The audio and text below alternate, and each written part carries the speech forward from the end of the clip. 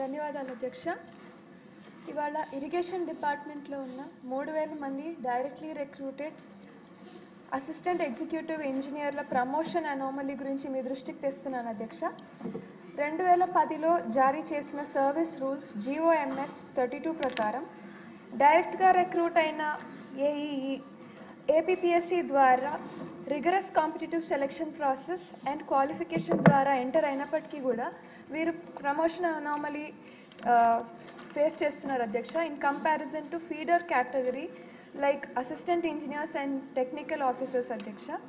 ఈ feeder category ద్వారా వచ్చిన ఏఈలు TOలు ప్రస్తుతం అమల్లో ఉన్న నిబంధనల ప్రకారం డైరెక్ట్లీ రిక్రూటెడ్ ఏఈల కంటే తక్కువ years of service and lower entry qualification అయినప్పటికీ కూడా త్వరగా DEలుగా ప్రమోషన్ పొందుతున్నారు అధ్యక్ష.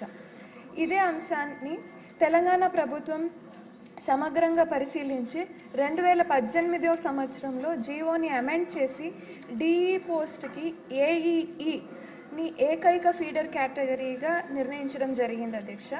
దీని ద్వారా JTOలు TOలు లాంటి కేటగిరీ ఉద్యోగులు ముందుగా AEలుగా ప్రమోషన్ పొందిన తర్వాతే DEలుగా ప్రమోషన్ పొందుతారు అధ్యక్ష.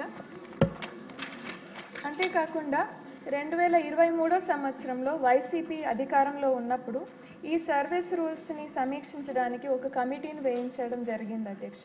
కానీ ఏమాత్రం చర్యలు తీసుకోలేదు అధ్యక్ష దీని తర్వాత. సో ఈ డైరెక్ట్లీ రిక్రూటెడ్ ఏఈలకి కావాల్సిన ప్రమోషన్ అనామలీని సవరించి కావాల్సిన విధంగా వీరికి న్యాయం చేయాల్సిందిగా కోరుతున్నాను అధ్యక్ష.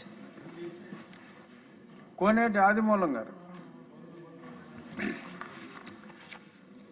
ధన్యవాదాలు అధ్యక్ష.